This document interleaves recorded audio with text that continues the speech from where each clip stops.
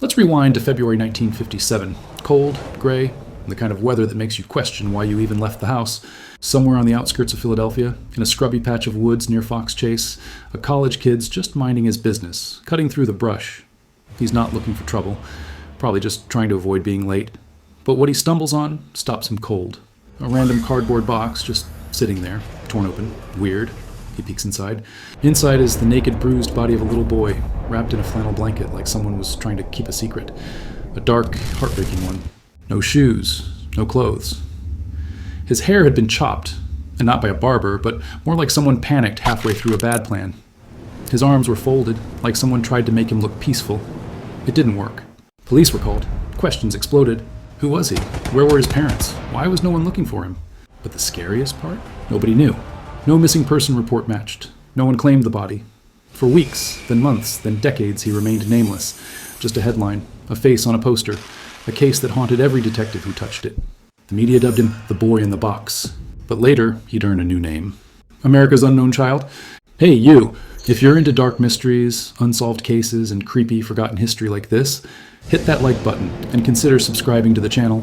It seriously helps more than you think. We're on a mission to reach 100 subscribers before the end of the month, and every click gets us closer. Plus, you'll never miss another rabbit hole again. All right, deep breath. Let's get back to it. You'd think finding a child's body would lead to answers pretty fast. I mean, someone had to be missing a son, right?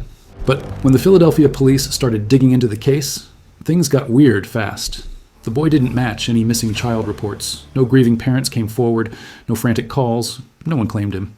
It was like he had just appeared in that box from nowhere. So, detectives did what detectives do. They hit the streets. Flyers with the boy's face, hand-drawn and haunting, were posted in every store window, mailed with utility bills, even tucked into Philadelphia Gas Works invoices. Local news ran the story over and over. His autopsy photos were released to the public, yes, the actual post-mortem ones, in a desperate attempt to jog someone's memory. It was graphic, controversial, but still, nothing. They fingerprinted him. No match.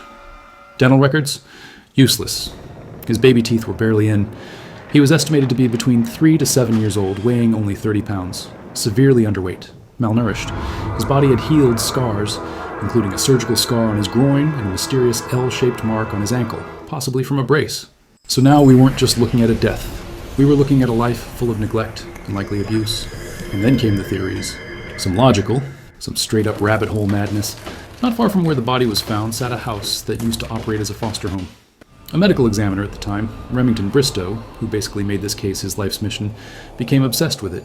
He theorized the boy may have lived and died there. He even attended an estate sale at the home in 1960, where he allegedly spotted a bassinet similar to the box the boy was found in, and a flannel blanket that looked eerily familiar. But nothing tied them together forensically, no hard evidence, just coincidence, maybe. Then came a woman, known only as M, who came forward decades later with a story that made detectives' jaws hit the floor. She claimed her mother had bought a boy and kept him hidden in their basement, abused him, neglected him, eventually beat him to death in a fit of rage, then dumped his body in the woods. The haircut? Done in panic. The blanket? From their house. It all lined up. Except M had a history of mental illness. No proof, no physical evidence. And just like that, her story was filed under maybe true, maybe just trauma. Over the years, police chased hundreds of leads, from carnival workers to adoption rings. Some thought he was a refugee. Others claimed he was a twin.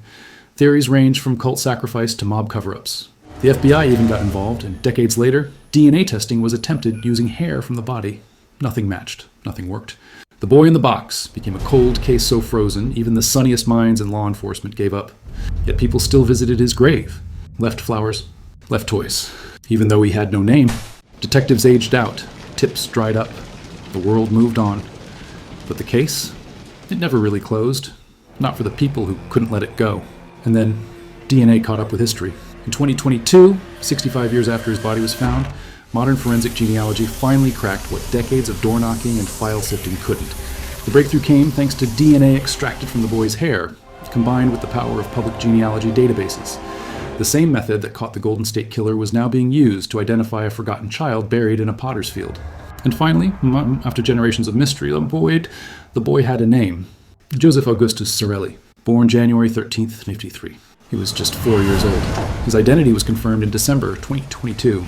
The Philadelphia Police Department made it official, announcing it to a world that had long stopped expecting answers. He came from a well-known local family, but out of respect, and probably legal caution, the names of his parents were never publicly revealed. Even with his name revealed, his death is still officially unsolved. The truth of who hurt Joseph, and why he ended up alone in a box in the woods, may never be known. But now he's no longer a nameless face. He's not just a headline. He's not a myth. He's Joseph, a little boy who deserved better. And sometimes, even that small amount of closure matters. Not for justice, maybe, but for humanity. If this story stuck with you, take a second to like and subscribe.